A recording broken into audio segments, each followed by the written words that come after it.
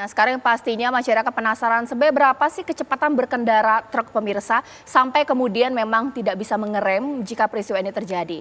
Pak Gemilang, Pak, biasanya yang paling normal truk itu kemudian dilajukan berapa sih kecepatan, Pak? Kalau misalnya memang seperti ini tiba-tiba pasti tidak bisa mengerem atau bagaimana, Pak?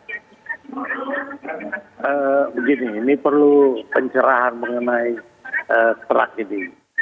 Jadi begitu. Truk ini mempunyai daerah blind spot, artinya ada ruang yang tidak bisa dilihat oleh pengemudi saat dia mengendarai kendaraannya. Pertama itu kalau tiba-tiba datang dari samping dia tidak melihat, maka supir itu tidak melakukan pengereman apa-apa karena tidak terlihat. Itu satu. Permasalahan kedua yaitu bahwa pengemudi ini mengerem dengan sistem rem truk ini kan daya dorong muatannya cukup keras dari belakangnya. Jadi secara mekanis dia tidak bisa mengerem Pak Gemilang, sekaligus langsung berhenti seperti kereta api. Mohon maaf Pak, saya sedikit memotong karena komunikasi saya sedikit terganggu. Padahal saya sangat butuh. Baik, sudah ya Pak ya? Bisa dilanjutkan Pak?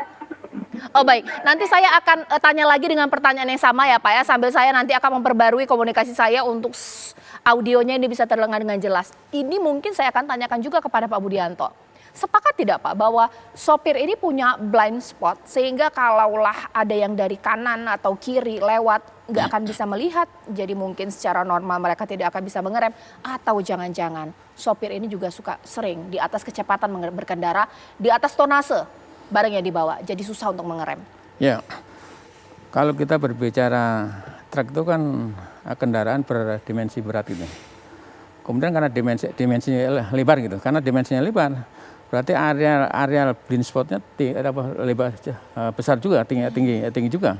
Sehingga kadang-kadang memang kalau ada sopir truk kemudian mungkin melihat orang mungkin hanya jarak mungkin 2 meter, 3 meter, itu mungkin nggak kelihatan juga. Ya apa yang terjadi itu? Mereka melompat di depan truk dengan jaraknya mungkin hanya 2 atau 3 tuh. Kemungkinan besar mungkin dia tidak melihat juga. Kemudian itu juga kedua, mungkin di luar kemampuan juga si supir untuk melakukan suatu pengereman juga. Karena untuk melakukan suatu pengereman, supir itu kan perlu perlu jarak dan waktu yang cukup gitu.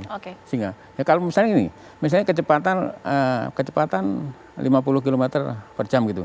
Ya mereka bisa menghentikan kendaraan normal mungkin dengan jarak 50 atau 40 meter gitu.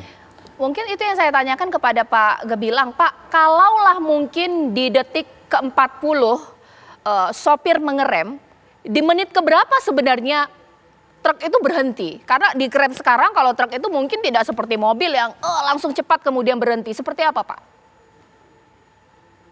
Sebetulnya sistem pengereman truk ini sudah canggih, Pak.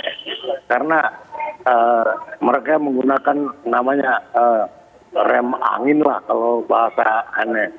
Jadi sebetulnya bisa berhenti tiba-tiba, tetapi itu pun tidak mungkin, lebih membahayakan bagi pengemudi yang lain yang ada di belakang truk ini yang akan segera menubruk dari belakang.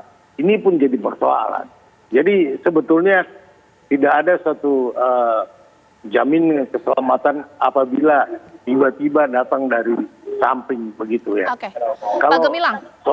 Ya.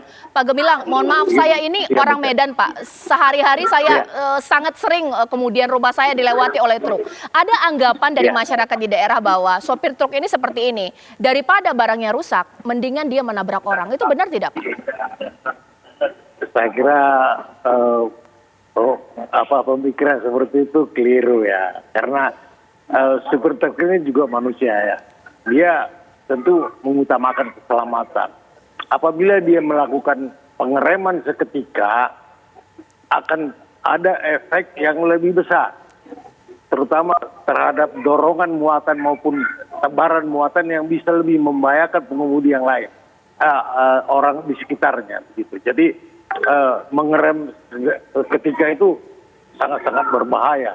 Bahkan apabila keadaan di lapangan ataupun jalan di situ tidak normal, kemudian ngerem tiba, dia bisa memutar arah kan. Iya. Ini yang sangat berbahaya nantinya.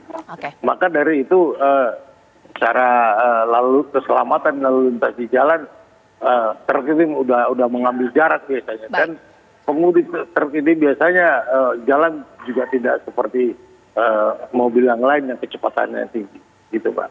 Oke, terima kasih Pak Gemilang. Mas Reza, Bang Reza, apa kira-kira yang harus supaya kita bisa menghentikan ini? Tapi bisa tidak sih digantikan? Ini jadi tren loh ya. Kalau menghentikan orang yang menabrakkan diri saya pikir agak susah. Susah. Untuk menghentikan tren ini? Yang barangkali bisa disiasati adalah, ini saya akan lakukan ini sepertinya, adalah menyediakan kamera di mobil saya.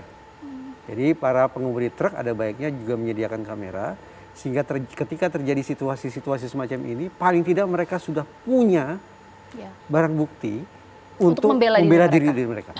Jadi tidak serta-merta dianggap supir truk dengan segala stigma negatif itu harus salah. Pasti salah, tidak seperti itu. Nah, saya pikir bentuk pensiasatan macam ini yang bisa dilakukan. Sementara bagaimana menghentikan orang agar tidak berbuat onar, agar tidak melakukan tindakan konyol semacam ini, terus terang saya tidak tahu. Hitam di atas putih, hitung-hitungan di atas kertas, relatif gampang mengatakannya. Ya stoplah bermedsos. Bermedsoslah dengan cara-cara konstruktif. Tapi realitasnya saya pikir tidak sederhana itu juga. Medsos sudah seperti kayak makan nasi ya, harus dilakukan setiap hari. Kehilangan atau kehabisan paket data lebih menggelisahkan daripada kehabisan makanan seperti itu. Baik, mudah-mudahan ini jadi pembelajaran untuk orang tua lebih perhatikan lagi anak yang memang ternyata sudah sering untuk mengupload konten-konten seperti ini. Bukan hanya membahayakan dirinya, membahayakan orang lain. Itu yang jadi permasalahan. Terima kasih Pak Budianto, terima kasih Pak Gemilang, terima kasih Bang Reza.